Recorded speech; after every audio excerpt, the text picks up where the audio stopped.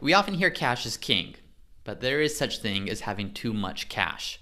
Now, cash should absolutely be a priority when it comes to your investing and your planning. Before investing, before doing anything significant, you always want to make sure that you have enough set aside in cash. Well, how much is enough?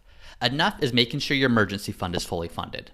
General rule of thumb is keep 3 to 6 months of cash in an emergency fund. This is money that if you lose a job, or if you go a few months without income, or if there's an emergency, you have cash that you can access without having to dip into investments or taking out debt to cover it. You also want to set aside an amount in cash that you might need in the next couple of few years. So are you saving for a home?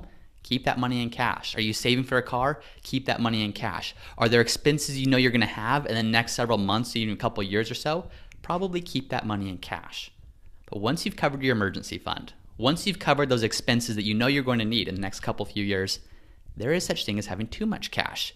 Any cash above and beyond that, you're missing out. There's just an opportunity cost to that. That money could be growing and compounding and earning interest for you instead of sitting in the bank earning nothing.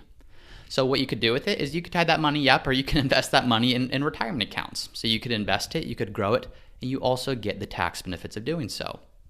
Or if you don't want that money to be tied up until your 60s or beyond, what you can do is you can invest it, but just not use a retirement account. Invest it in an individual account or a joint account where you still get the same benefits of interest and growth and the compounding on that money, but you still have full access to it and the full flexibility to withdraw that money whenever needed.